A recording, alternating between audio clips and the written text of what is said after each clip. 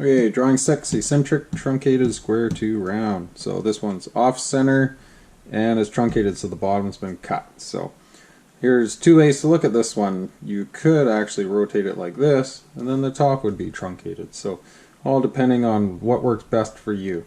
So we'll see on the next one's coming up when we do truncate the top and what happens there. This one's actually not too bad to build. This one's just got a half pattern on the one side here. We got the 50-50 here, so it's on center that way. And let's just double check to make sure we're all good over here. So we're going to go 10 millimeters at the bottom for the baseline, 10 millimeters over here on the edge too here for this corner. We're going to make a true length diagram here, and we're going to keep it lined up to the top here. And we're going to have two true lengths because of the different heights. So we are going to triangulate off this corner, which comes off this corner. And what we're going to do is we're going to put this over here, and over here on this side, which is the bottom corner, we're going to put this down over here like this. So then we'll use this true length diagram, and we'll make our pattern up here. The pattern I just came off the top here, just lined it up. There's 10 millimeters in between each view here, front view, top view. And then these ones here just come right off of here. How far over did I go for this one? I went about 110. So basically I just take the longest dimension here and just make sure that I'm just away from here. So if you're a little bit shorter and it's over here, that's okay. It's just you're overlapping a little bit. So let's just double check here. I don't know why they went with 29 here with the height, but that's what they got, which basically gives you the 88. We got a 117 here for the height here. Just double checking that. This is actually a true length along here as well. So we'll be using this true length when we're making our pattern. Okay, because this would not be the true length here on the top. True length would then be here. And then again, just making sure that's 50. You're 140 here, so you're 90 to here. And you're 50 over there, and you're 50 there, and on the top you got that 28 again. So we did that on the last one. So making sure that's 56 there. Divide this up, same thing as we done before, and let's go ahead and put some lettering and numbering on here. So let's just go from left to right.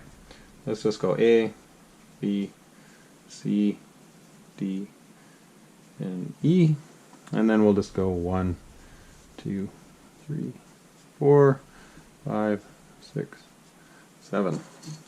Now for this one here, you could actually get a true length here to double check. So you could take this C4 here and put this C4 dimension over here and get that length, but it's unnecessary. We're going to use the D4 and the B4. The only reason you'd ever do this one is just to double check. So it's like all math, right? It's always nice to double check, especially got a piece of stainless or aluminum. Actually, it doesn't even matter. Material is expensive. You don't want to make a mistake, and you want to make sure it's accurate. So even if you're using a software program, you know, they might think it's easy, but what happens if there's a mistake? So we've had that. And then you have bigger mistakes because you're maybe producing a 2 or 3, you cut them out, and all of a sudden you've got a problem. So we've seen that lots and lots of times. And it is hard to check on the computer. We generally use the design to fab. And even with that, you know, if I'm not using it all the time, where does the dimension come from? Does your height go from here to here? Does it go from here to here? How are all the input numbers put in? So every software program is just going to be a little bit different. Okay, so over here on this side, let's put all the D's up here. So we'll just go D4, 5, 6, and 7. And this was 50 by 50, so that means 4 and 5 should be the same. Nope, 4 and 7. Let's just double check here, just because it's square. So 4 and 7, yes they are. Go ahead and put that there, and the other one will be quite a bit shorter. So we'll just call this D, 4 and 7. And then we've got D, 5 and 6.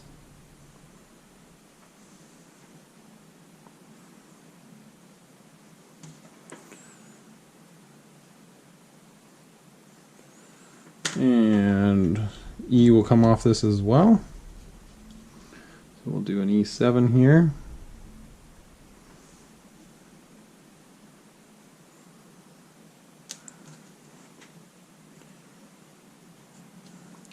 Okay, and then we'll do the other side over here. So this one here is a rectangle, so there's going to be some differences here. So B4 is obviously the longest one, and this is going to be over here.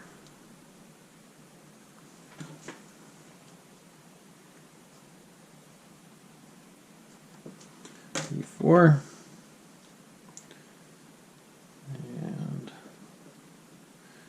these ones are always, one's a little, 1 and 3 are pretty almost the same there. Gee, not a lot of difference there. B1 might be a little bit shorter. Just double checking for my numbering here. And it's not going to be far off.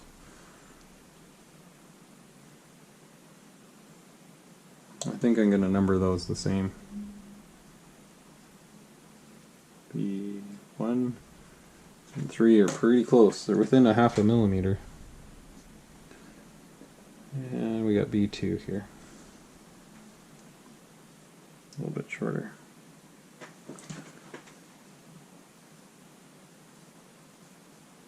2, and then we got the A1 coming off that side as well. Go ahead and put this here.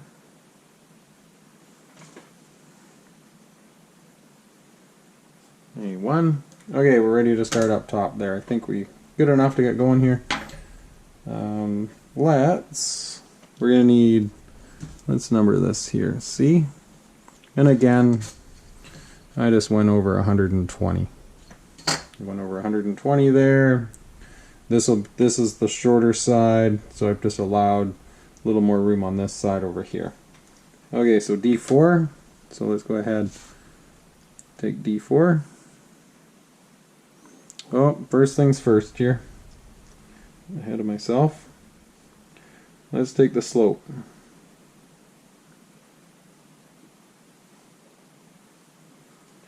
Right there. And this will be D, because that's a true length. This over here is D.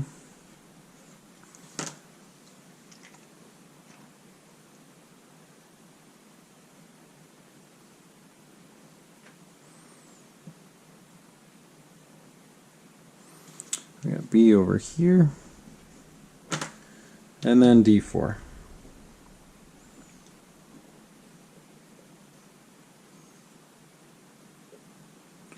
Okay, this is going to be, if we level this out, this is going to be sloping that way. So this will slope over. So we're going to make a pretty big arc here, just because I don't know how far over that will go. B4. Okay, all the way to your top. Hopefully your dividers go big enough. B4.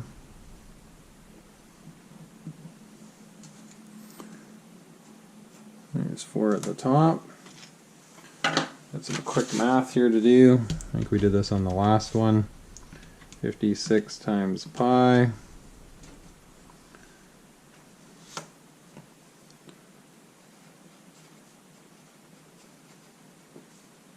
We got 175.9. I want to double check that. 56 times pi. Yep. Divided by 12. 14. Yep.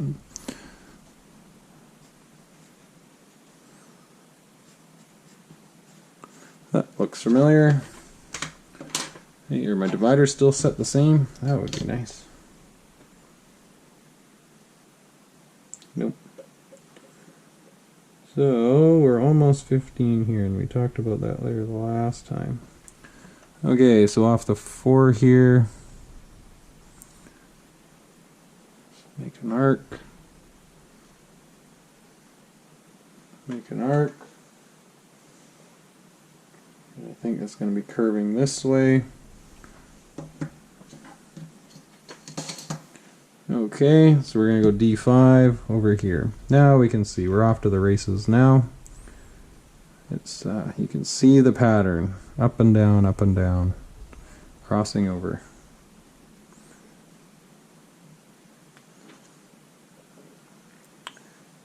Just don't get confused where your intersections are.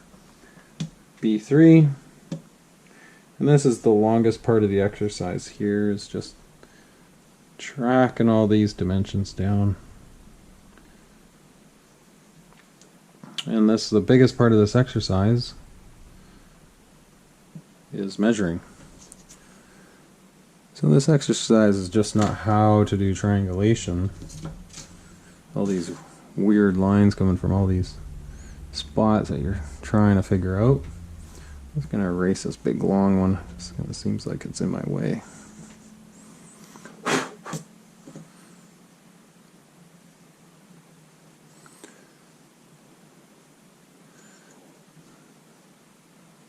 As you know, it's not hard to do with the basic ones. You're starting to see the similarities. So B2. B2. Bring that in a bit.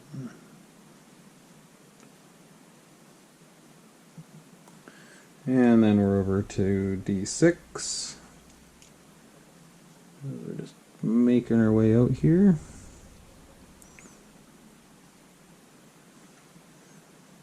Sometimes this is part of the video where you can speed up. 6 and 2.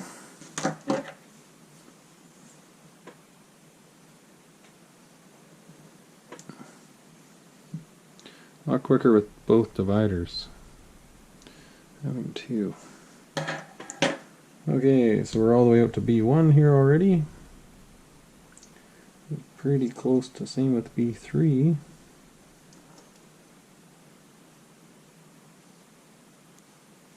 The more accurate you are there, the more square it's going to be. There's 1 and 7.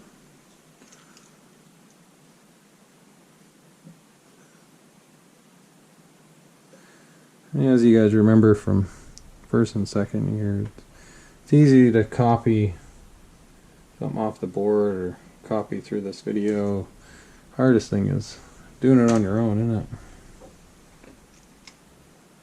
Even me, you know, trying to do something without looking at the book. Where did that line come from? Unless you're doing lots of it. So B to A. Okay, A to B here because we're going out there. D to E, so D, we're heading out.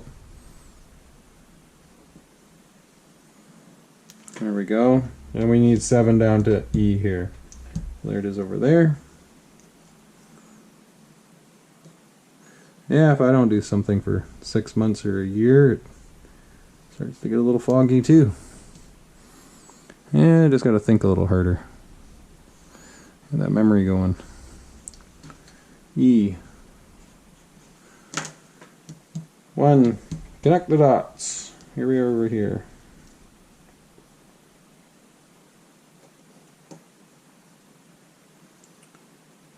I worked on a job site or a shop. That's all we did was this stuff. This method as well. Did it for a few years. Got better after a while. Got quicker. And I'll line that up. Make sure that's square. Hey, that looks pretty good. Happy with that. And again, the biggest thing here, you cut this in half. Take your flexible ruler. Measure along there, because your stretch out is really what you want, right? You cut that out and that's too short and then you're in trouble. Now you're filling gaps. Welder's not going to be very happy.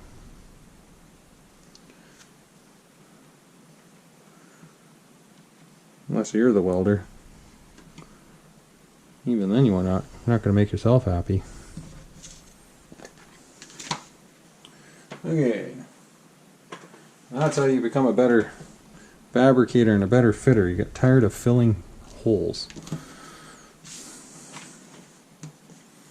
Okay, let's go ahead and snake this in.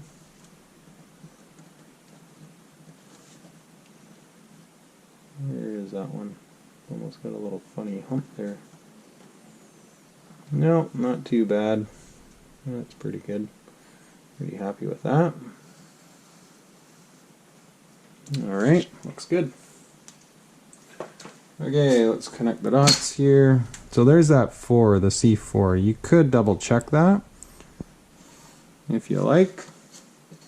Remember, coming off of here is the distance C4. So if you just drew a horizontal line over C4, came up and measured here, that would be the length of that line. Always good to double check. I'm going to skip that step for this one, just to speed things along.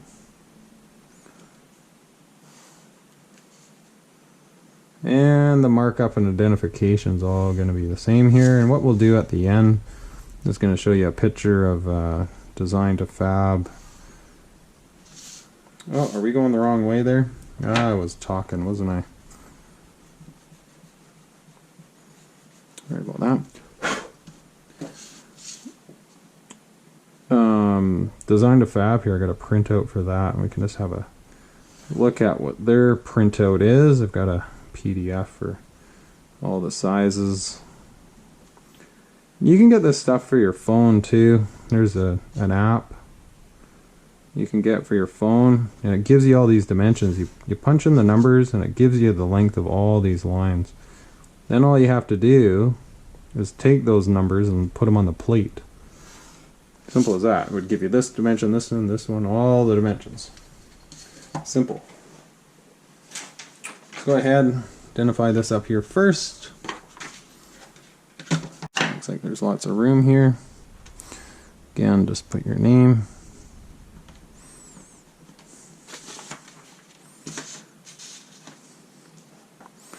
Put the date.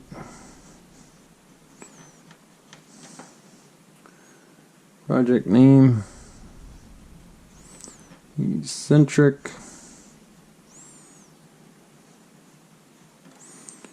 Truncated, square to round. We're doing drawing number 6. We've got a center line, we've got bin lines. Again, these bin lines will be dictated from your V block, which will be dictated from your material thickness. You're going to need another tab over here. Call that a bend tab, I guess. I'm just going to call it a tab. There's the bending. Pretty hard to do without that. We're going to need a burn line, a shear line here, shear line here, shear line here. You're going to have to burn this and burn that. And that's pretty good for that. Now let's have a look at the pattern. Again, you can just print that off, double check over there. And then another thing you can do, Design to Fab is about a $3,000 program. Came with our Torchmate Hypertherm CNC table. And you get this printout here. And actually I made these, they came out too short, so I had a problem. So I don't know if I went back into the machine and found out exactly what was the problem or what happened here. So we had a bottom angle and up and down and center line, so I'd have to go back through and see exactly what happened here, but there was a printout on there. So just to say it, there is mistakes that happen. You know, something, you know, it doesn't take much there, so hard to double check on the computer that turns out accurate. That's just one program, one way to do it. Works pretty good. Okay, that is drawing 6. That looks complete. That's all we're doing on that one. Good luck.